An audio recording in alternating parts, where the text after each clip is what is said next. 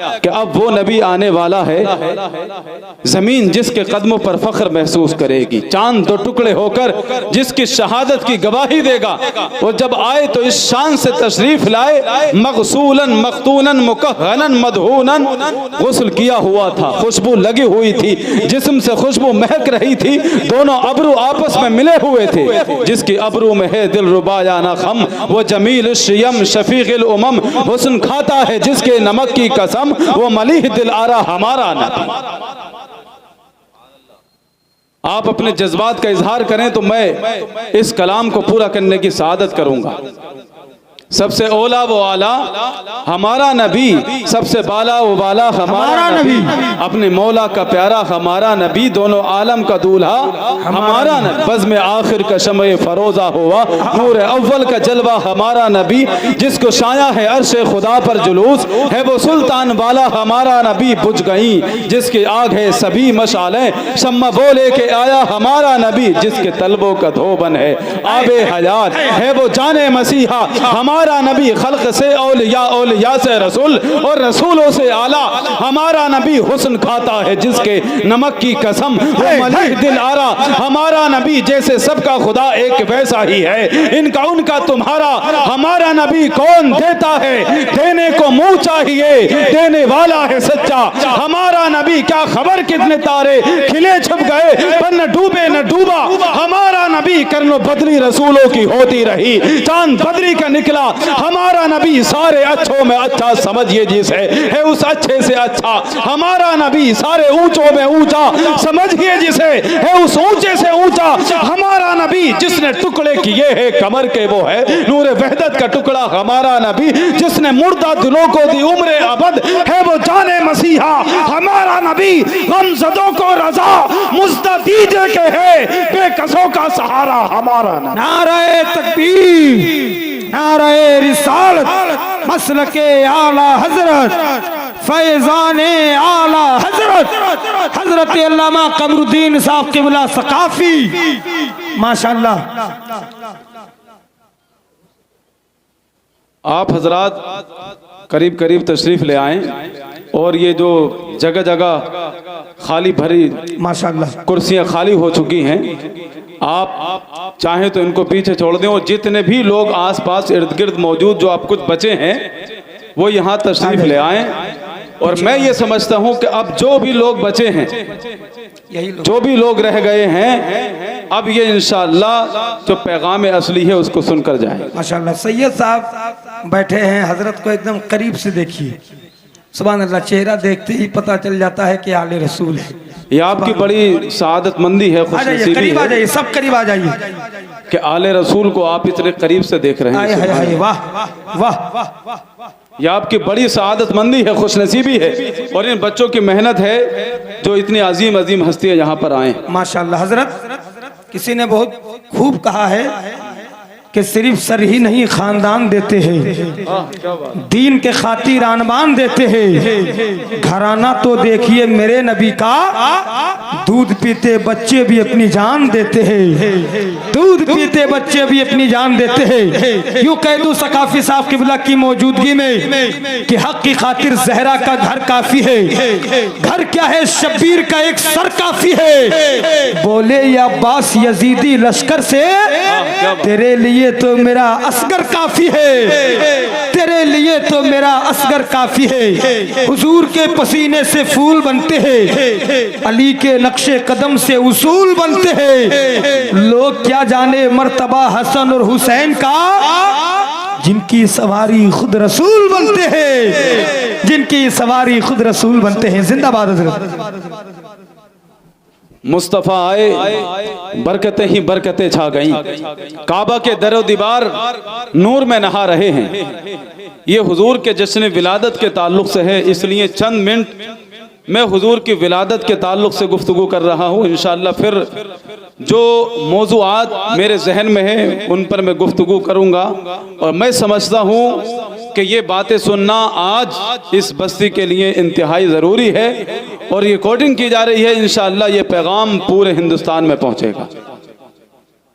मुस्तफ़ा आए बरकतें ही बरकतें छा गईं, और जब नहीं आए थे तो आलम यह था, बच्चियों को जिंदा दफन किया जा रहा था। कबीले एक दूसरे के खून के प्यासे थे। बदकारी आम थी, जिना आम था, शराब आम थी, सूद का माल खाना आम था, यतीम का माल लूटना आम था।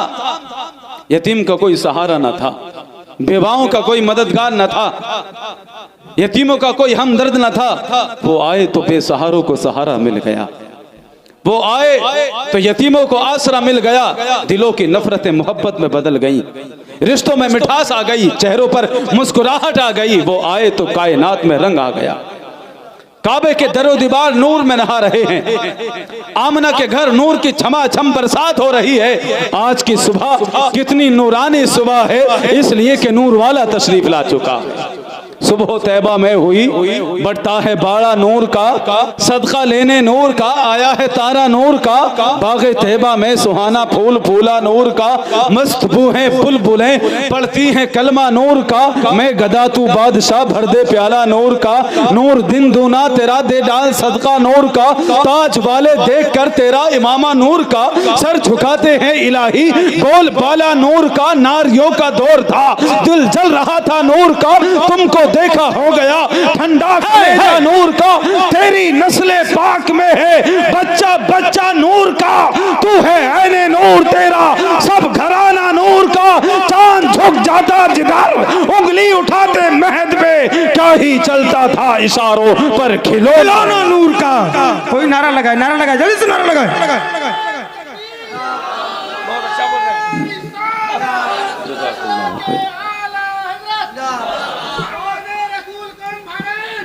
जिंदाबाद, माशाअल्लाह, वाह, बहुत लाजवाब तकरीर हो रही, जिंदाबाद, वाह। मेरे आका आए, नूर ही नूर छा गया, बरकतें ही बरकतें छा गई। और हजरत अब्दुल मुत्तलिब ने जब गोद में लिया तो चेहरे अनवर को देखकर कहा, अल्लाह की कसम मैंने हजारों बच्चे देखे हैं, लेकिन ऐसा हसीन और जमील बच्चा आज तक नहीं देखा। हजरत अब्दुल मुत्तलिब हुजूर के दादा हैं। देखा तो कहा कि मैंने ऐसा हसीनो जमील बच्चा आज तक नहीं देखा। हजरत अब्दुल मुत्तलिब क्या, मुस्तफ़ा को तो जो भी देखता यही कहता, आप जैसा हसीन नहीं देखा। हजरत हसन ने देखा तो पुकार उठे, व अहसन मिन कलम तरक़त तो आईनी व अजमल मिन कलम तलिदिन निसा खुलिक़्ता मुबर्रअम मिन कुल्लि आइबिन कअन्नका खुलिक़्ता कमा तशा। ए आका, आप जैसा हसीन और जमील बच्चा मेरी नजरों ने आज तक नहीं देखा। हजारों चेहरे देखे, आप जैसा चेहरा आज तक नहीं देखा। और देखता भी कैसे, किसी माँ ने ऐसा बच्चा जना ही नहीं। इसी हुस्न को जब बरेली के ताजदार ने बयान किया तो यूं कहा, बुलबुल ने गुल उनको कहा, कमरी ने सरबे जा फिजा, हैरत ने झुंझला कर कहा, ये भी नहीं वो भी नहीं, खुर्शीद था किस जोर पर, क्या बढ़ के चमका था कमर, बेपर्दा जब वो रुख हुआ, ये भी नहीं वो भी नहीं, चांद भी चमक रहा है, सूरज भी चमक रहा है। और मेरे आका जब अपने हुजरे से निकले, चांद की रोशनी भी फीकी पड़ जाती है, सूरज की रोशनी भी फीकी पड़ जाती है। वाह वाह, जिंदाबाद जिंदाबाद। मुस्तफ़ा को तो जिसने देखा यही कहा, या रसूल अल्लाह, आप जैसा हसीनो जमील नहीं देखा है।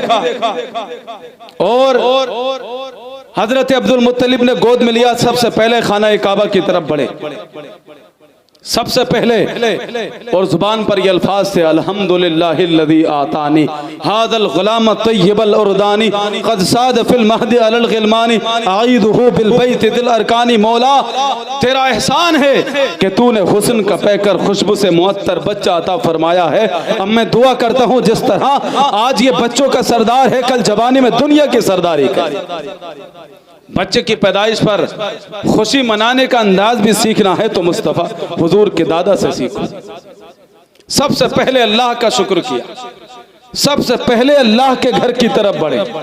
और आज किसी के घर बच्चा पैदा हो, खुशी के नाम पर क्या कुछ नहीं किया जाता है, नाच गाने होते हैं, बेहयाई की जाती है, कभी झूठी रस्म और रिवाज, कभी बेहयाइयां, और इस तरह से गाने डीजे इस तरह से बजाए जाते हैं पूरी बस्ती को। जब तक ये परेशानी ना हो जाए, जब तक उसको सुकून नहीं मिलता है। और समझते हैं कि बच्चे की पैदाइश पर खुशी मना रहे हैं।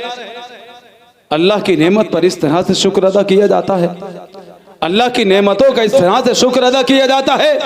अरे होना तो ये चाहिए था, जिस घर में बच्चा पैदा हुआ है घर के तमाम लोग अल्लाह की बारगाह में सजदा शुक्र अदा करते, यतीमों को खाना खिलाते, मिस्कीनों को खाना खिलाते, किसी गरीब की मदद करते, और उसका बाप मस्जिद की तरफ जाता, सजदा शुक्र अदा करता, दामन फैला देता और दुआ करता, मौला तूने औलाद तो अता कर दी है, अब इसका नसीब भी बेहतर बना दे, इसका मुस्तकबिल भी बेहतर बना दे, इसकी दुनिया भी बेहतर बना दे, इसकी आखिरत भी बेहतर बना दे। कोई बाप इस तरह से अल्लाह की बारगाह में अगर शुक्र अदा करे तो उसका बेटा कभी मस्जिद का रास्ता नहीं भूलेगा, उसकी बेटी कभी बेहयाई का शिकार नहीं होगी, इनके ईमान का कोई सौदा नहीं करेगा, इनको कोई भटका नहीं सकता, इनको कोई गुमराह नहीं कर सकता, इसलिए कि जिस दिन ये पैदा हुए हैं उसी दिन इनके बाप ने इन्हें अल्लाह के सुपुर्द कर दिया।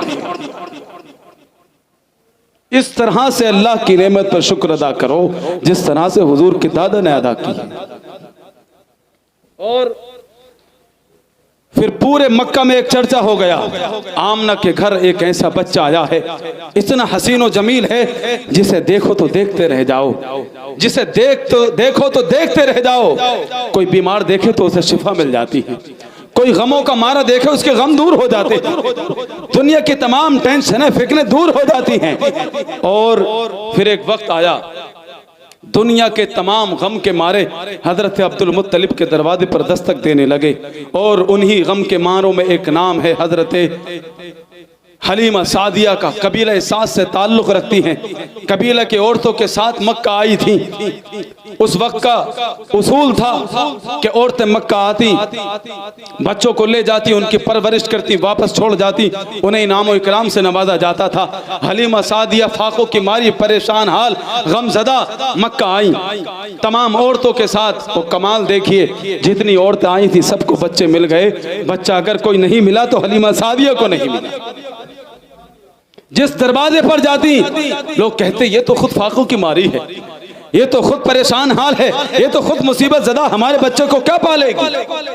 आज भी लोग गरीब को कोई अहमियत नहीं देते हैं, गरीब को कोई इज्जत नहीं दी जाती है। आज लोग भी इज्जत देते हैं तो पैसे की बुनियाद पर, दौलत की बुनियाद पर। आज लोग दोस्ती का हाथ भी बढ़ाते हैं तो दौलत की बुनियाद पर। पहले दोस्ती होती थी, हो जाया करती थी, किसी की बात अच्छी लग गई, किसी की सादगी पसंद आ गई, किसी का किरदार पसंद आ गया, दोस्ती हो गई और आखिरी दम तक हो गई। लेकिन आज दोस्ती से पहले भी ये देखा जाता है तुम्हारी हैसियत क्या है, मकाम क्या है, मर्तबा क्या है।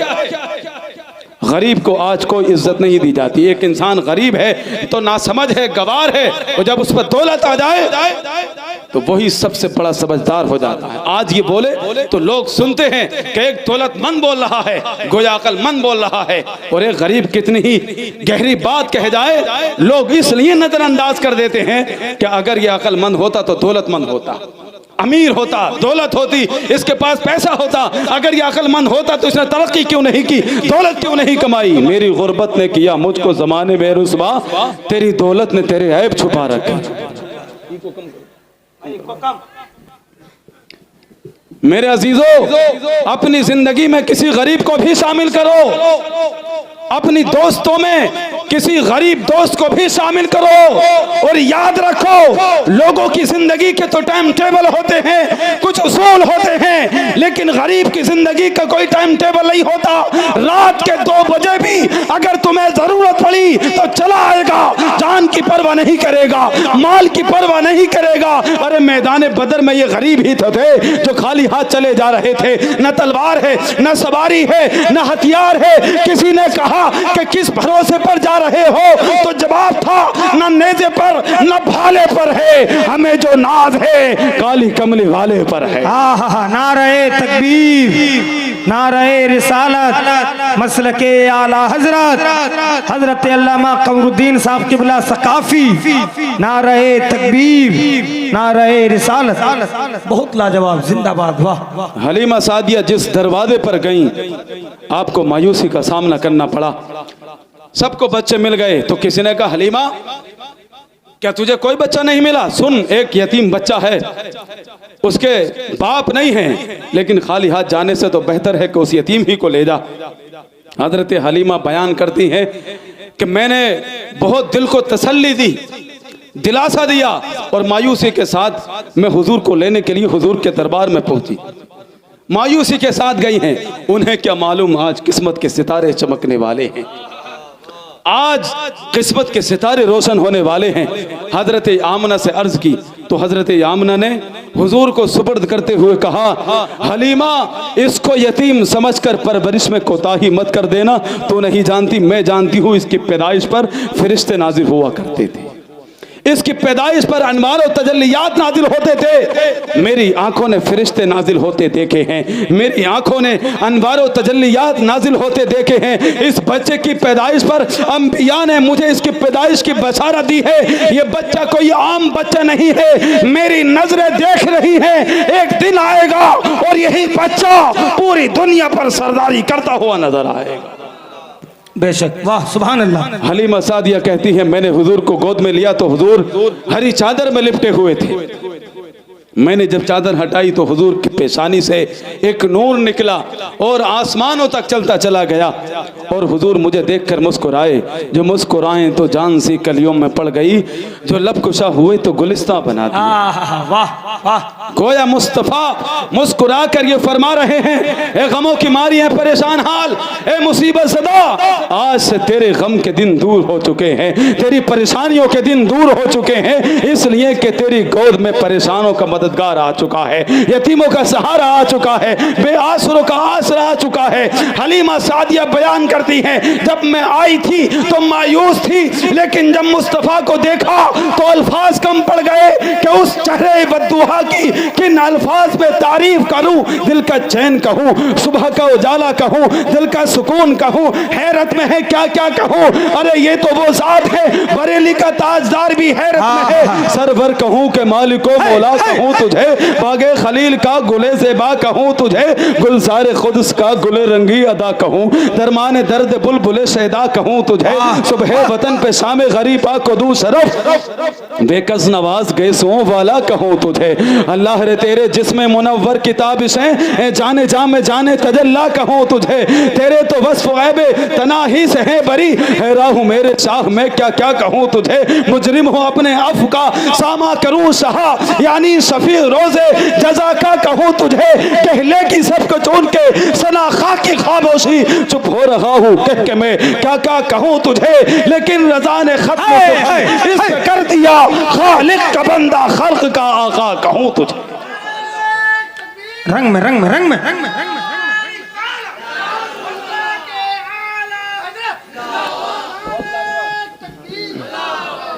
इमरान, मेरे आका आए, बरकतें ही बरकतें छा गईं, रहमतें ही रहमतें छा गईं,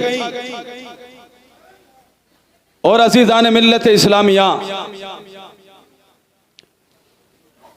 अब हुजूर जो तशरीफ लाए हैं, आपने माशाअल्लाह ये जलसा किया, इसमें खर्च किया, और मैं भी दूर दराज से सफर करके आया हूं।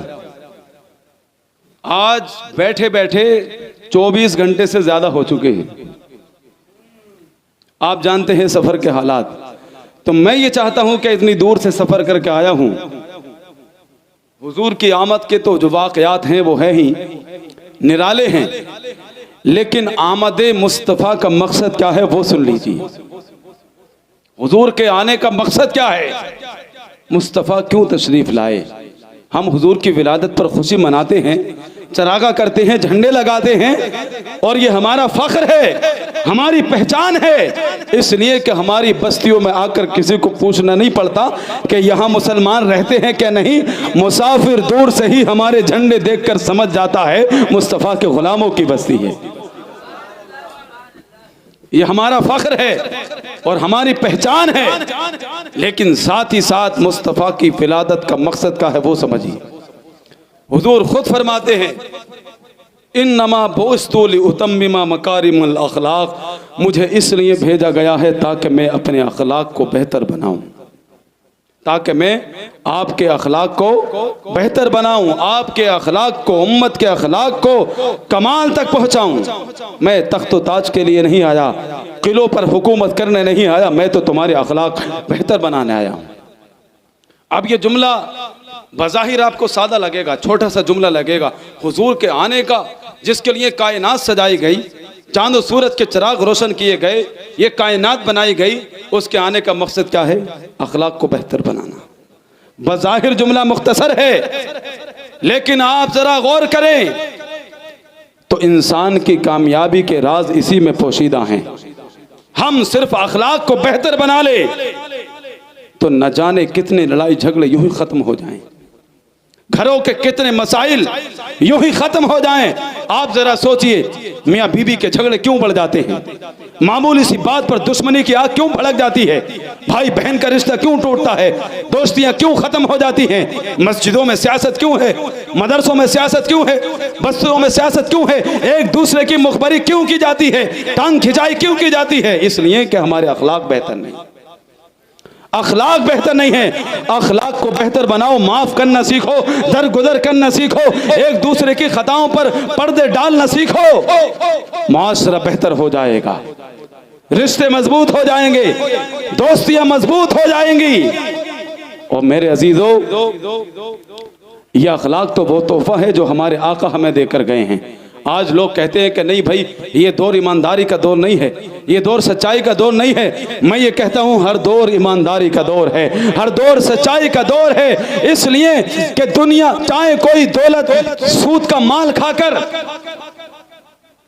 किसी के पैसे मारकर, किसी के साथ धोखा करके, फरेब करके कोई इंसान वक्ती तौर पर तरक्की कर सकता है, लेकिन दिल आज उसी की इज्जत करते हैं जो हक पर रहता है। दिल आज भी उसी की इज्जत करते हैं जो हलाल कमाई खाता है। दिल आज भी उसी की इज्जत करते हैं जो सच्चा होता है, ईमानदार होता है। और दुनिया में बहुत सारे कज़्ज़ाब आए, दज्जाल आए, फरेबकार आए, सूद से माल खाए, इकट्ठा किए, जमा किए, लेकिन जब कब्र में गए तो हाल ये हुआ कि उनकी कब्रों ने उन्हें निकाल कर बाहर फेंक दिया। और एक यही सच्चा अजमेर की धरती पर आया था, आज भी लाखों करोड़ों दिलों पर हुकूमत कर रहा है।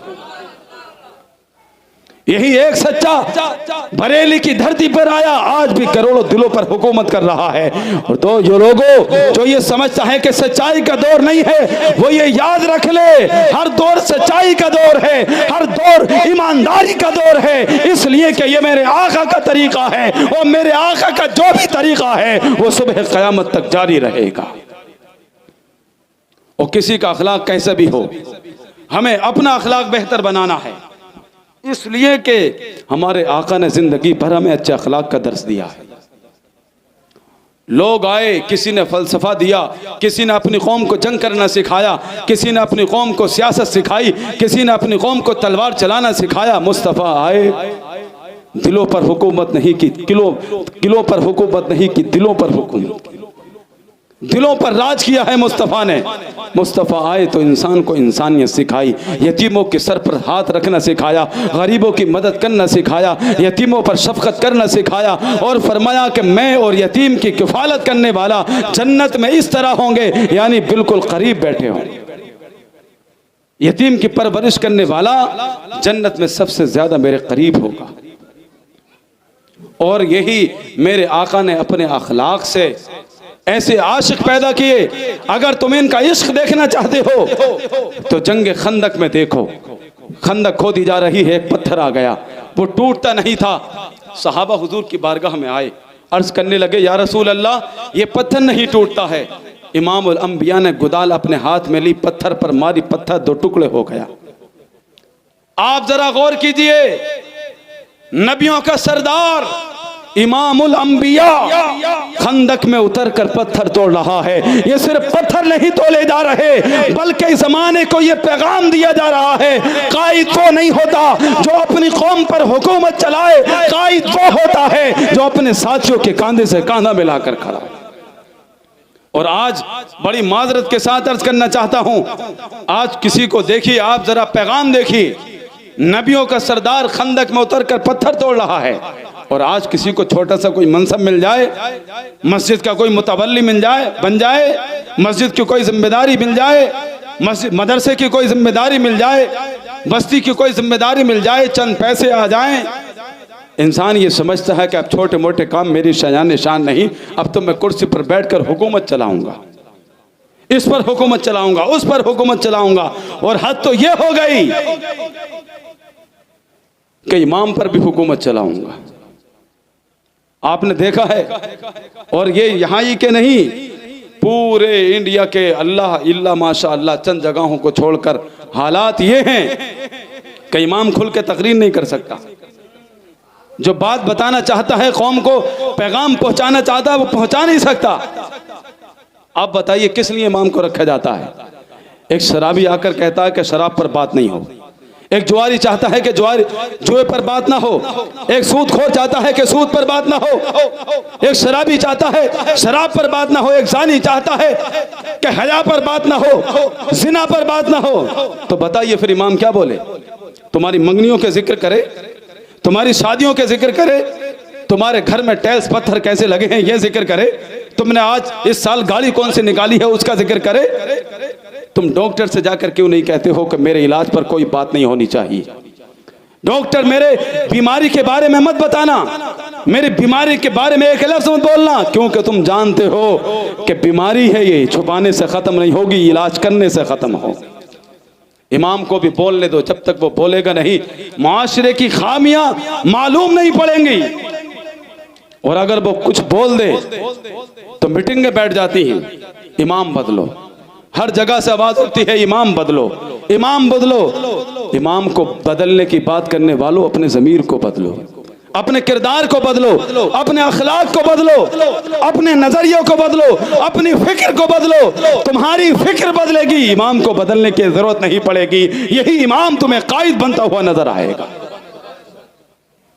और एक बात मैं खास करके अर्ज करना चाहता हूं, और ये शायद इब्तिदा मैं इस बात की यहीं से कर रहा हूं और इंशाअल्लाह पूरे इंडिया में ये बात कहूंगा।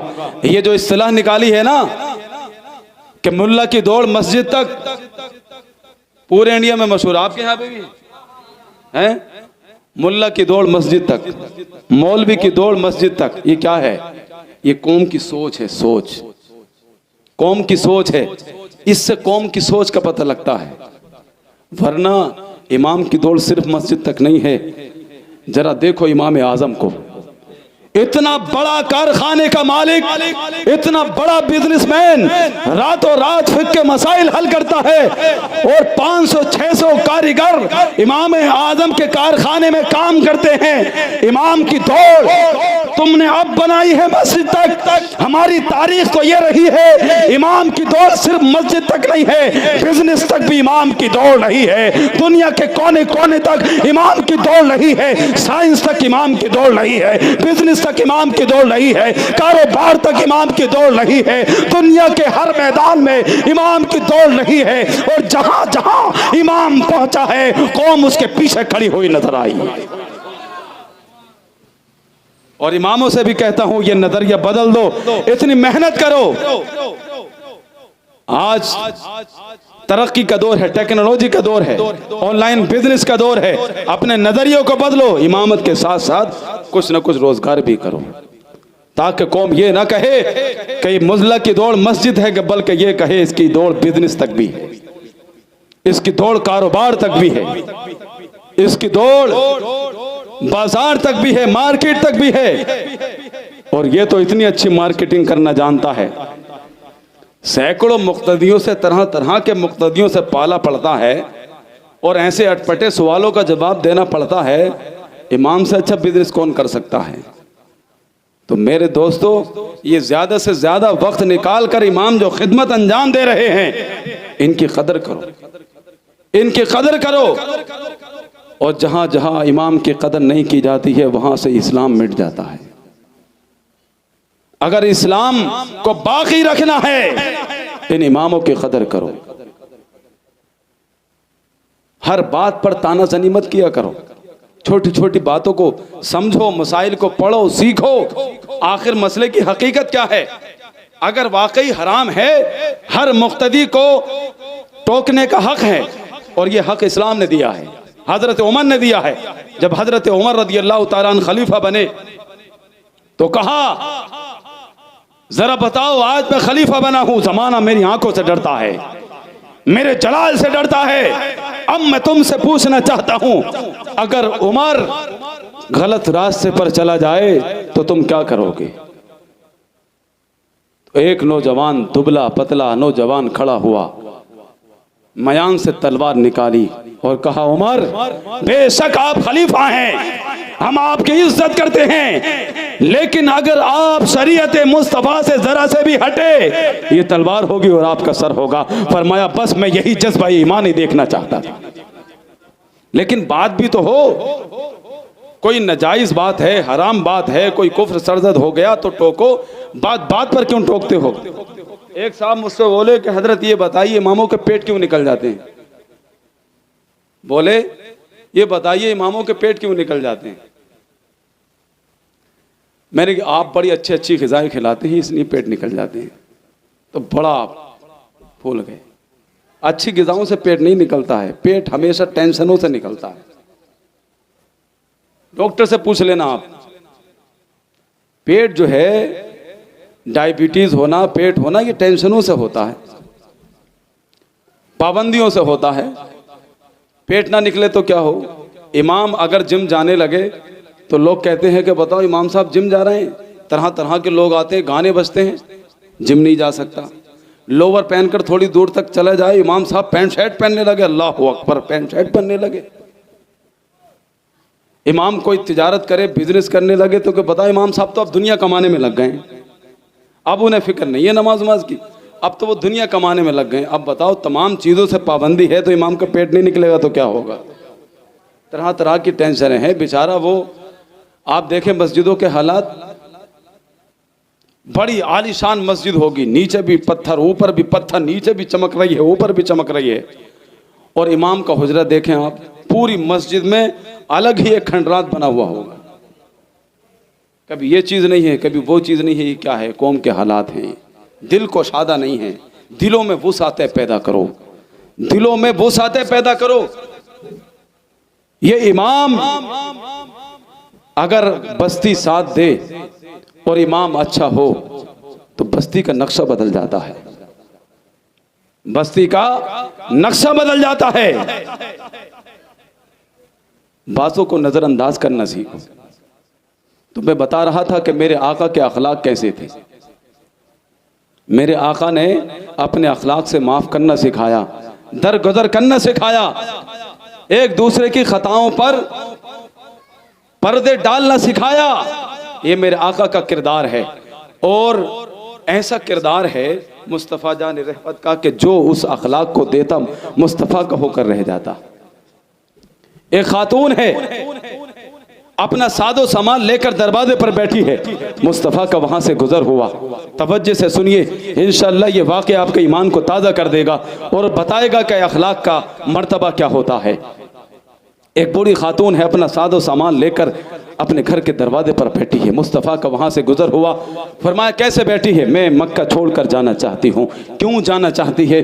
मोहम्मद नाम का एक शख्स आ गया है, और जब से वो आया है हमारी जिंदगियाँ दोबर हो गई हैं। लोगों ने अपने धर्म को छोड़ दिया है, पुतों के आगे सजदा करना छोड़ दिया है। जब से वो आया है लोग उसी के होते चले जा रहे हैं। जो उसे देखता है उसी का हो जाता है, जो उसकी बात सुनता है वो उसी का हो जाता है। उसे क्या मालूम मैं भी उनको देख चुकी हूँ, मैं भी उनके होने वाली हूँ। ये सारी बातें वो किससे कह रही है? मुस्तफ़ा जान रहमत से कह रही है।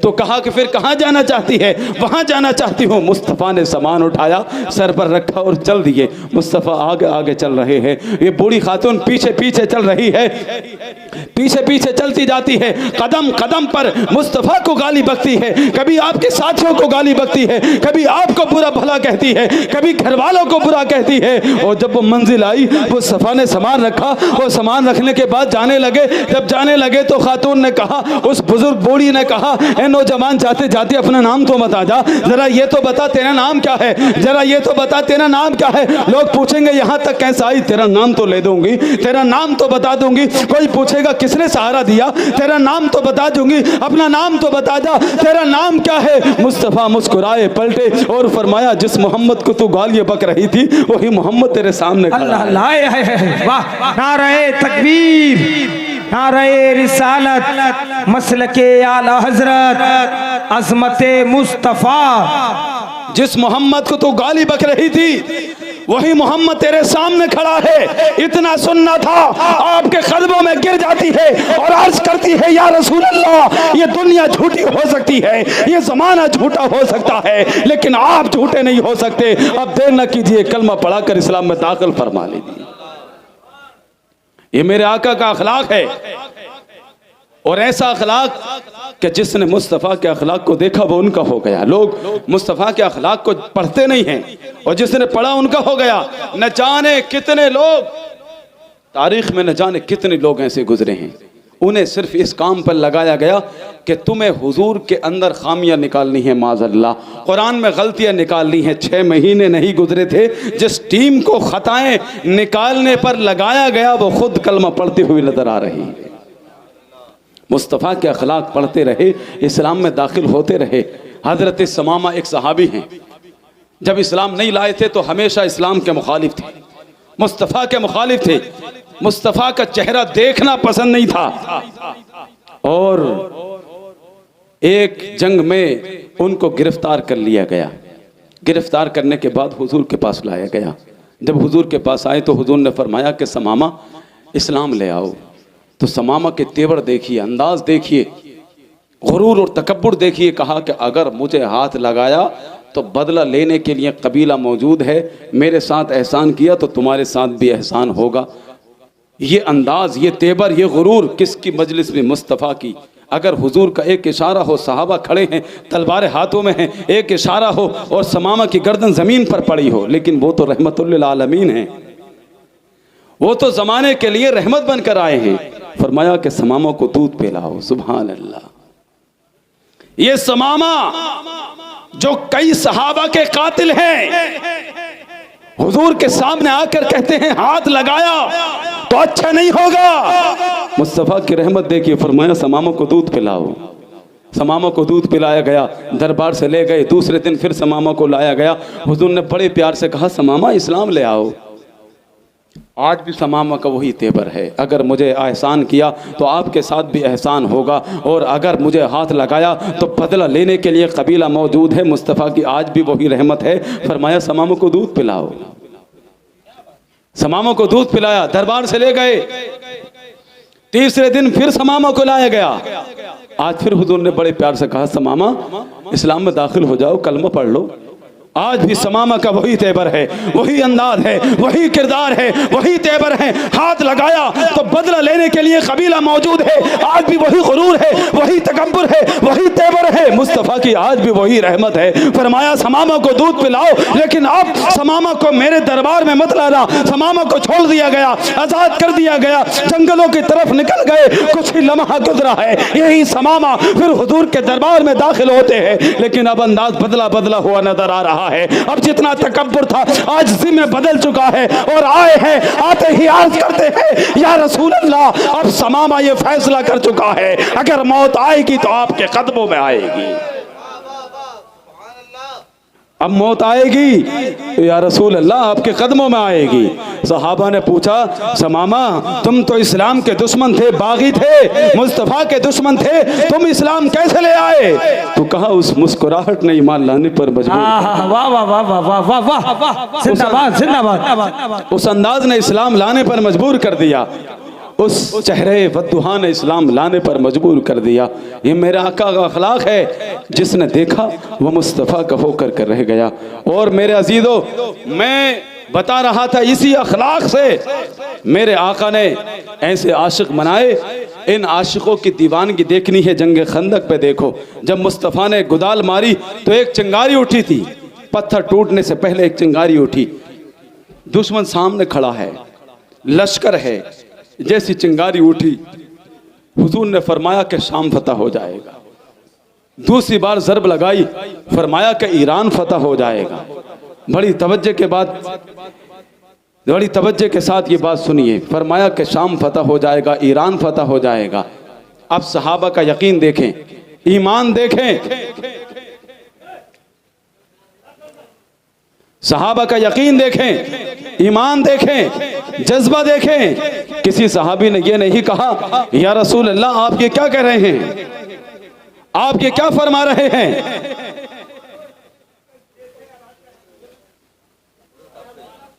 दुरूद पाक पढ़ लीजिए, अल्लाहुम्मा सल्ली अला सय्यिदना व मौलाना मुहम्मदिन व बारिक वसल्लम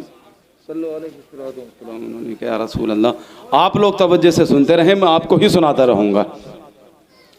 तो फरमाया, जब हुजूर ने फरमाया कि शाम और ईरान फतह हो जाएगा, उस वक्त की सबसे बड़ी ताकतें थी। सहाबा मुट्ठी भर थे। सहाबा ने ये नहीं कहा या रसूल अल्लाह आप ये क्या कह रहे हैं, हम 3 दिन से भूखे और प्यासे हैं, पेट से पत्थर बंधे हुए हैं, दुश्मन सामने खड़ा है, जान के बचाना मुश्किल पड़ रहा है, और आप कह रहे हैं कि शाम और ईरान फतह हो जाएगा। वो सहाबी थे, वो जानते थे मुस्तफ़ा की ज़ुबान से जो बात निकली वो बात हो के रही। जो दिन को शब कहा तो रात हो के रही, उनकी ज़ुबान से जो बात निकली वो बात हो के रही। वो ज़ुबान जिसको सब कुन की कुंजी कहें, उसकी नाफिज हुकूमत पे लाखों सलाम। सहाबी थे। और हज़रत अबू हुरैरा तो ये बयान करते हैं कि जब हुजूर ने ये बयान किया तो किसी सहाबी ने कान में भी ये नहीं कहा कि मुस्तफ़ा ने ये क्या कह दिया, कितनी बड़ी बात कह दी। कान में भी ये बात नहीं कही। सहाबा ने एक दूसरे को मुबारकबाद दी, कहा मुस्तफ़ा ने फरमाया है तो होकर रहेगा।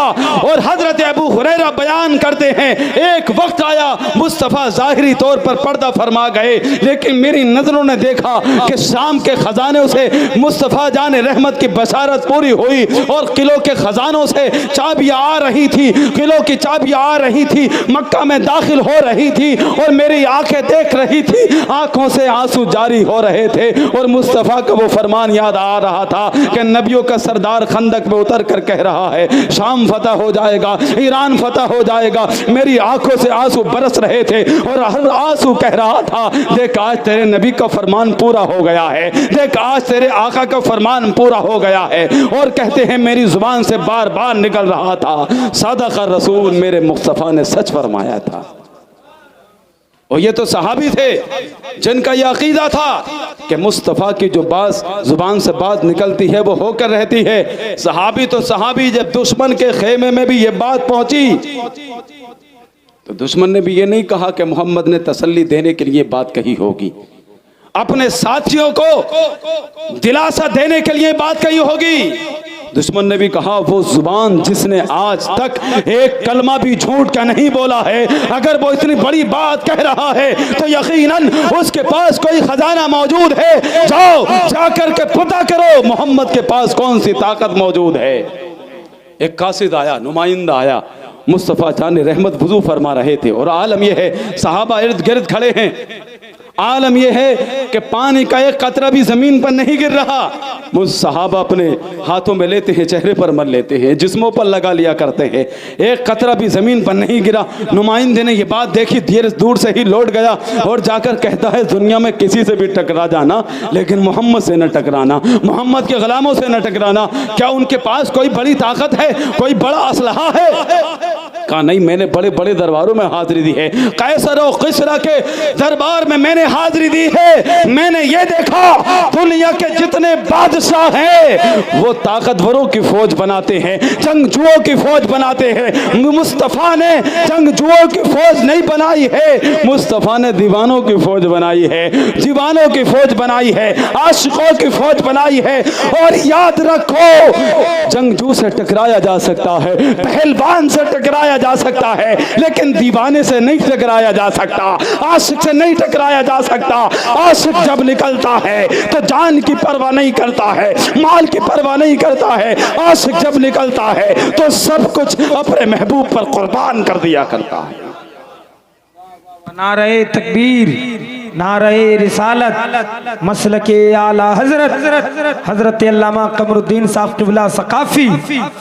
लाखों नहीं बल्कि करोड़ों की बात हो रही, इतनी अच्छी तकरीर, अल्लाह अकबर सुभान अल्लाह। ये बहुत मजा आ रहा। वाह अखलाक थे मेरे आका की, कैसे दीवाने बनाए।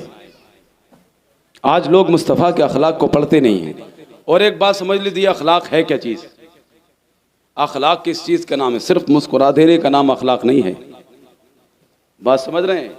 सिर्फ मुस्कुरा देने का नाम अखलाक नहीं है। आपसे कोई मिला, गर्म जोशी से मुसाफा किया, ज़ोरदार तरीके से सलाम किया, आप मिले नहीं, दिखे नहीं, आपकी ज़ियारत नहीं हुई, आपका उर्स नहीं हुआ, और उसकी गीबत बुराई, देखो बस मिल लेता हूँ, आदमी है नहीं इस लायक, बस सलाम कर लेता हूँ, आदमी अच्छा नहीं है, उसके हटते ही। ये अखलाक नहीं है। सिर्फ मुस्कुराने का नाम अखलाक नहीं है, दिल से मुस्कुराने का नाम अखलाक है। सिर्फ हाथ मिलाने का अखलाक नहीं है, दिलों के मिल जाने का नाम अखलाक है। सिर्फ अस्सलामु अलैकुम कह देना अखलाक नहीं है, सलाम करते वक्त दिल में यह नियत भी हो, ए अल्लाह इसको सलामत रख, इसको तरक्की अता फरमा, इसको रूज अता फरमा। सलाम करते वक्त यह नियत का होना अखलाक है। और यह ऐसा अखलाक है अजीम सदका ये जारिया है। मजलिस लगी हुई है मुस्तफ़ा की, और सहाबा से फरमाया तुम में से कौन कौन सदका करके आया है, कौन कौन सदका करके आया। सब ने हाथ उठा दिए, या रसूल अल्लाह हमने सदका किया, हमने सदका किया है। एक गरीब सहाबी हैं, बैठे हैं, मायूस हैं, अंदर ही अंदर, मेरे पास कुछ होता तो मैं भी आज हाथ उठाकर हुजूर सदका करने वालों के फहरिस्त में नाम दाखिल कराता। हुजूर बार बार उन्हीं सहाबी को देख रहे हैं जिन्होंने हाथ नहीं उठाया, सबके हाथ उठे हुए हैं। नजर मुस्तफ़ा उसको देख रही है जिसका हाथ उठा हुआ नहीं। मुस्तफ़ा इंतजार में है ये कब हाथ उठाए। जब हाथ नहीं उठाया तो हुजूर ने फरमाया तुम हाथ क्यों नहीं उठाए हो, तुम भी तो सदका करके आए हो, तुम हाथ क्यों नहीं उठाते। या रसूल अल्लाह मैं सदका करके आया हूं, मैंने कौन सा सदका कर दिया। 2 वक्त खाना मुश्किल है, बड़ी मुश्किल से मेहनत मजदूरी कर से 1 वक्त का खाना मैं इंतजाम करता हूं, मैं कौन सा सदका करके आया। मेरे पास बागात नहीं, खजूरें नहीं, दिरहम दिरा नहीं, दौलत नहीं, मेरे पास कुछ नहीं, मैंने कौन सा सदका कर दिया। फरमाया जब तुम रात को सोए थे फुला शख्स ने तुमको सताया था, उसे माफ करके सोए थे, यही तुम्हारा सदका है। और ये सदका इन तमाम सहाबा के सदकों से बढ़ करके है। नारा हो जाए, नारा हो जाए।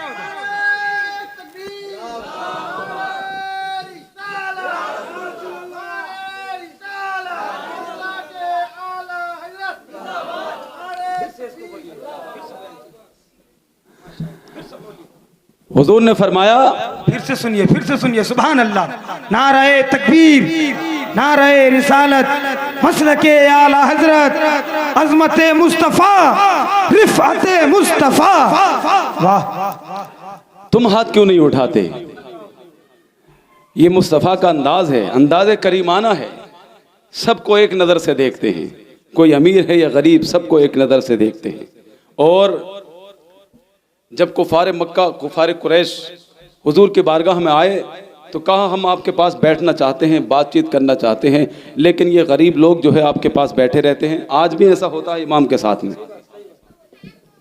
ये गरीब लोग बैठे रहते हैं, आपसे लगे रहते हैं, तो हमारी शान नहीं है इनके साथ में बैठना, हमारी शान नहीं है इनके साथ में बैठना।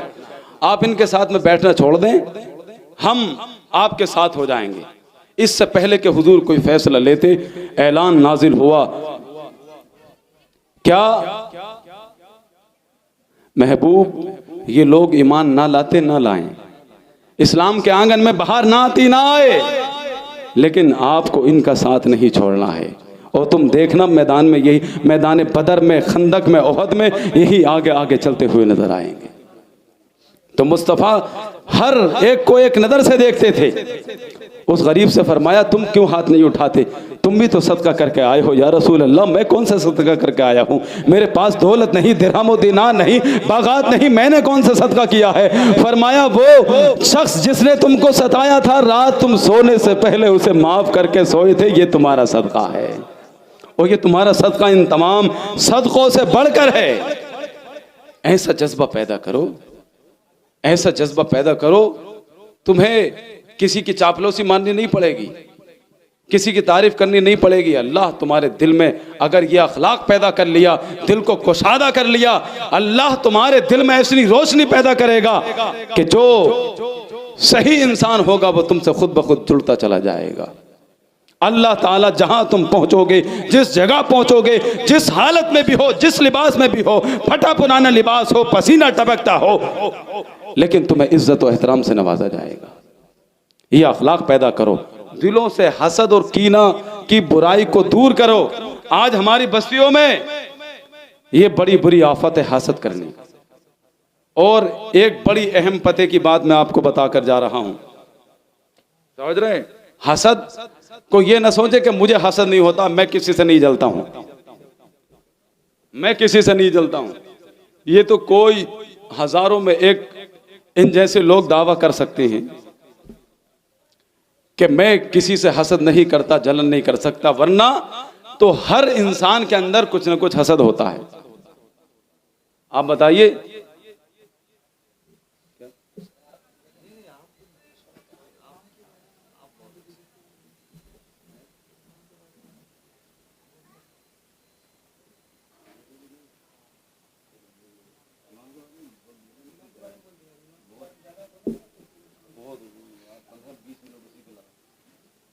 दुरूद पाक पढ़ लीजिए, अल्लाहुम्मा सल्ली अला सय्यिदना व मौलाना मुहम्मदिन व बारिक वसल्लम। हसद जो है, हसद को ये ना सोचे कि मुझे किसी से हसद नहीं है, ये तो होता ही है हर इंसान के अंदर है। होता कि नहीं होता है? अरे बोल दो, शर्माने की कोई बात नहीं है, होता है होता है, इसमें छुपाने वाली बात नहीं है। तुम बताओगे तो मैं फिर तुम्हें पत्ते की बात बताऊंगा। होता है हसद, इस बात का इकरार करना चाहिए, हाँ होता है। इमाम गजाली से पूछा गया अलैहि रहमत व रिदवान कि हसद का इलाज क्या है, कैसे बचें? तो आपने फरमाया ये तो हर इंसान के अंदर होता ही है, बचने का तरीका क्या है? फरमाया बचने का तरीका ये है, अगर किसी के ताल्लुक से दिल में हसद आता है तो उसका सवाल तुमसे नहीं होगा, लेकिन उस हसद के आने के बाद तुमने उसको नुकसान पहुंचाया, कुछ बोल करके, कुछ करके, कोई साजिश करके, उसकी बुराई करके, गीबत करके, तब तुमको अजाब दिया जाएगा। और सिर्फ हसद हुआ किसी की गाड़ी को देखकर, किसी के बच्चों को तरक्की करता देखकर, किसी के घर को देखकर, सिर्फ दिल में यह कैफियत पैदा हुई कि इसको ये तरक्की कैसे मिल गई, इतने पे तुम्हें गुनाह नहीं होगा। उससे बचने का तरीका क्या है? अगर तुमने गलत चाह लिया कि या अल्लाह ये तरक्की कर रहा है, इसकी तरक्की कैसे रुके, इतना शानदार घर बन गया, ये बर्बाद कैसे हो, ये तबाह कैसे हो, ये नीचे कैसे गिरे, तब उसका गुनाह मिलेगा। अब मैं तुम्हें उसका फार्मूला बताता जा रहा हूं हसद से बचने का। अगर दिल में हसद पैदा हो, किसी ने गाड़ी ली, अगर किसी के ताल्लुक से दिल में हसद आए तो फौरन उसके लिए दुआ किया करो, या अल्लाह कोई एक गाड़ी लेकर आया है, या अल्लाह इसे 2 अता फरमा दे। किसी के बच्चे तरक्की कर गए, मौला इनको और तरक्की अता फरमा। किसी को तरक्की मिल गई, उरूज मिल गया, या अल्लाह इसे और उरूज अता फरमा। ये अगर तुम दुआ करोगे तो कसम खुदा की तुम उसके लिए दुआ करोगे, फरिश्ते यही दुआ तुम्हारे लिए कर रहे होंगे। इसलिए कि अल्लाह के नबी सल्लल्लाहु अलैहि वसल्लम फरमाते हैं कि जब कोई बंदे मोमिन अपने मुसलमान भाई के लिए जो दुआ करता है, फौरन अल्लाह एक फरिश्ता भेजता है और उसे इरशाद होता है कि जो जो दुआ ये अपने भाई के लिए कर रहा है, वही दुआ तुझे इसके लिए करनी है। बाकी फरिश्ते तेरी दुआ पर आमीन कहेंगे। मुमकिन है आपकी दुआ कबूल हो या ना हो, लेकिन आपके लिए फरिश्ते दुआ कर रहे हैं, वो जरूर कबूल हो कर रहे हैं। तो इस पर अमल करेंगे इंशाअल्लाह। तो हुजूर की पैदाइश का एक तो मकसद है अपने अखलाक को बेहतर बनाओ, और दूसरा हुजूर की विलायत का मकसद क्या है? हुजूर फरमाते हैं इन्नमा बुइस्तु मुअल्लिमन, मुझे मुअल्लिम बनाकर भेजा गया, यानी इल्म के चिराग रोशन करो, इल्म हासिल करो। हुजूर की विलादत का मकसद क्या है? इल्म, एजुकेशन। और आज बड़े अफसोस की बात है कि ये मिलाद मनाने वाली कौम, जिसके नबी की मिलाद का मकसद ही इल्म है, आज उसी कौम के पास इल्म नहीं है। ये बड़े अफसोस का मकाम है। हुजूर की विलादत का मकसद ही इल्म है। आप जरा देखें, सबसे पहली वही हुजूर पर कौन सी नाजिल हुई है? आप बताएं, पहली वही कौन सी है? इक़रा। क्या बोलिए? इक़रा मतलब क्या है? महबूब इल्म के चिराग रोशन करो, घर घर इल्म फैलाओ, इल्म बांटो। उस वक्त तो बहुत सारी बुराइयां थी, बच्चियों को जिंदा दफन किया जा रहा था, औरत की कोई इज्जत न थी, कबीले एक दूसरे के खून के प्यासे थे, शराब आम थी, बदकारी आम थी, जिना आम था, सूद आम था, यतीम का माल खाना आम था। तरह तरह की खुराफात थी। जाहिर ये कहता है कि उस वक्त बच्चियों को जिंदा दफन किया जा रहा था। पहली आयत बच्चियों के ताल्लुक से नाजिल होती। उस वक्त कबीले एक दूसरे खून के प्यासे थे, मोहब्बत के ताल्लुक से नाजिल होती। शराब आम थी, पहली आयत शराब के ताल्लुक से नाजिल होती। सूद आम था, सूद के ताल्लुक से नाजिल होती। लेकिन नहीं, पहली आयत इल्म के ताल्लुक से नाजिल हुई। महबूब इनके दिलों में कुरान का इल्म बसा दो। जब कुरान का इल्म इनके सीनों के अंदर होगा, ये शराब से भी दूर रहेंगे, बदकारी से भी दूर रहेंगे, जिना से भी दूर रहेंगे, वालिदैन की फर्माबरदारी भी करेंगे, ये सूद से भी दूर रहेंगे और एक दूसरे को सताना भी बंद कर देंगे। बच्चियों को जिंदा दफनाया भी नहीं जाएगा, औरत को बेइज्जत भी नहीं किया जाएगा। इल्म इनके अंदर होगा तो तमाम खुराफात से दूर रहेंगे। और दुनिया को ये पैगाम दे दिया कि जब तुम्हारी बस्तियों में तरह तरह के खुराफात आम हो जाए, जब शराब आम हो जाए, बदकारी आम हो जाए, सूद आम हो जाए, एक एक करके तमाम खराबियों का मुकाबला करोगे तो एक जमाना लग जाएगा। अगर एक ही वक्त में तमाम चीजों को खत्म करना चाहते हो तो अपने बच्चों के सीनों में कुरान का इल्म बसा दो। कुरान का इल्म उनके सीनों में होगा तो तमाम खुराफात से दूर हो जाएंगे। आज नौजवान कम उम्र बच्चे शराब का शिकार हो रहे हैं। क्यों? इसलिए कि उन्हें मालूम ही नहीं है कि वो किस तरह के मुसलमान हैं, इस्लाम क्या है, मजहब इस्लाम क्या है। और जुलूस में निकले, चंद नारे लगा लिए, मुहर्रम आया या हुसैन कह दिया, रबीउल अव्वल शरीफ के मौके पर जुलूस निकला या रसूल अल्लाह कह दिया या गौस अल मदद कह दिया। वो समझते हैं कि बस यही इस्लाम है, बस यही इस्लाम है। उसके बाद चाहे वो कुछ भी करें, शराब पिए, कुछ भी करें, वो समझते हैं कि अब सब उनसे प्यार करें। आप जरा सोचो, जिसके नाम के नारे लगाए जा रहे हैं, मौला अली उल मुर्तजा क्या फरमाते हैं? फरमाया कि अगर शराब का कोई बर्तन है, उसमें से शराब उंडेल दी जाए, वो शराब नाले में आए, नाले का पानी बहकर एक तालाब में आए, तालाब में आकर जमा हो जाए, वो तमाम पानी खुश्क हो जाए, फिर उस तालाब में घास जमने लगे, मैं उस घास को भी अपने जानवर को खिलाना पसंद नहीं करता। पानी के, शराब के चंद कतरे पानी में गिर जाएं, आप फरमाते हैं मैं उस घास को भी अपने जानवर को खिलाना पसंद नहीं करता हूं। जो इंसान घटाघट शराब पी रहा है, क्या अहले बैत उसको पसंद करेंगे?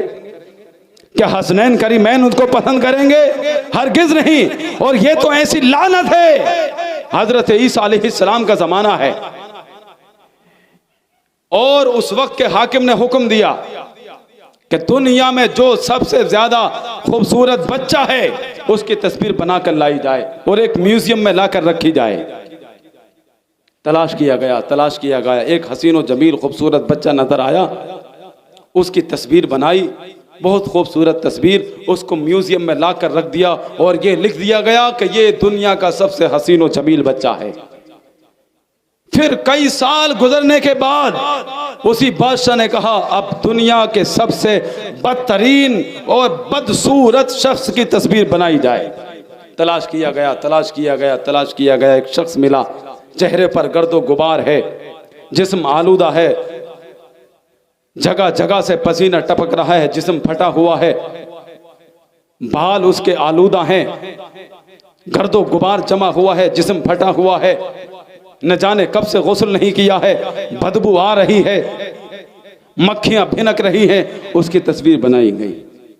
तस्वीर बनाने के बाद फिर म्यूजियम में लगा दी गई और उस पर लिख दिया गया ये दुनिया का सबसे ज्यादा बदसूरत इंसान है। एक शख्स फटे पुराने लिबास में गर्द आलूदा उसी म्यूजियम में दाखिल हो गया और दाखिल होने के बाद दोनों तस्वीरों को देखता जाता है, रोता जाता है, देखता जाता है, रोता जाता है, देखता जाता है, रोता जाता है। किसी ने पूछा आखिर जरा ये तो बता इसमें रोने की क्या बात है, ताज्जुब की क्या बात है? तो उस शख्स ने जवाब दिया, ये जो बचपन की तस्वीर है ये किसी और की नहीं, मेरी तस्वीर है। और ये जो बदनुमा शख्स नजर आ रहा है ये कोई और नहीं है, ये भी मेरी तस्वीर है। ये बचपन की तस्वीर जब की है जब मैं शराब नहीं पिया करता था, और जब मैंने शराब पीना शुरू की है तो कुदरत ने मुझे इतना बदनुमा बना दिया है, इतना बदसूरत बना दिया है कि इस शराब की लानत ने मुझे दुनिया में सबसे बदसूरत कर दिया है। ऐसी लानत है शराब, ऐसी लानत है। एक कुत्ते को आप कितनी भी ट्रेनिंग दें वो इंसान नहीं बन सकता, लेकिन इंसान एक शराब का प्याला पीकर 10 मिनट में कुत्ता बन जाता है। कुत्तों से ज्यादा बुरी हरकतें करता हुआ नजर आता है। इंसान को कुत्ता बनाने वाली चीज है शराब। इससे बचो, अपनी नस्लों को बचाओ। आज हमारी बस्तियों में ये 3-4 काम बहुत राइज हो गए हैं। शराब, सूद, जुआ। नौजवान छोटे छोटे बच्चे जुए में मुलव्विस हैं। ऑनलाइन जुआ खेला जा रहा है, तरह तरह के ऐप चल पड़े हैं, उन पे जुआ खेला जा रहा है। और आप जानते नहीं हैं जुए के बारे में, जिसने कुरान ने कह दिया कि ये लानती चीज है, हमेशा तबाही और बर्बादी का सबब बनती है, तो ये हमेशा बर्बादी लेकर आएगी। और ये बात उनको तो समझ में आ जाएगी जो जुए में हार जाते हैं, लेकिन जो जुए में जीतता है उसको समझाना बड़ा मुश्किल है। लेकिन प्यारे याद रख, अल्लाह के नबी का फैसला है, जुआ हमेशा लानत लेकर आता है, हमेशा बर्बादी लेकर आता है। कोई इंसान आज तक जुए के पैसे से तरक्की नहीं किया है। वक्ती तौर पर तरक्की कर सकता है, लेकिन हमने देखा है, तजुर्बे ने बताया है, तारीख ने बताया है, जुए का पैसा या तो इंसान अय्याशी में उड़ाता है या किसी हादसे का शिकार हो जाता है। लेकिन तकदीर ने यह फैसला कर लिया है कि जुए से इंसान कभी तरक्की नहीं करेगा। जुआ हमेशा लानत का सबब बनता है।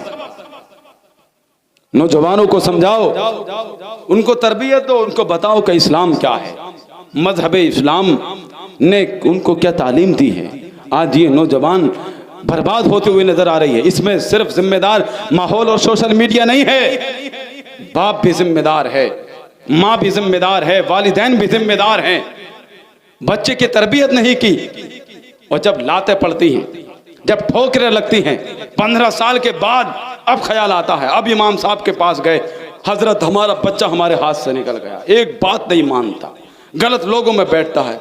आज 15 साल गुजरने के बाद तुझे ख्याल आया कि बच्चे की तरबियत होना कितना जरूरी है।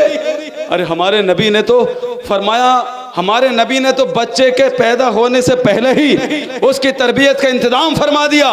फरमाया दीनदार औरत से शादी करो ताकि उसकी आगोश में जो बच्चा परवरिश पाएगा वो भी दीनदार पैदा। 15 साल बाद ख्याल आ रहा है कि बच्चा दीनदार होना चाहिए। जब ठोकरें लगी, जब दिया रंज बुतों ने तो खुदा याद आया, जब ठोकरें पड़ी तो फिर खुदा की याद आई, तब दीनदारी की याद आई, तब दिखा कि हाँ इसको दुनियावी दीनी तालीम भी देनी चाहिए थी, इसे इस्लाम भी पढ़ाना चाहिए था। हमारे नबी ने तो उसके पैदा होने से पहले ही इंतजाम कर दिया है उसकी तरबियत का। दीनदार औरत से शादी करो, उसकी आगोश में जो बच्चा परवरिश पाएगा वो भी दीनदार होगा।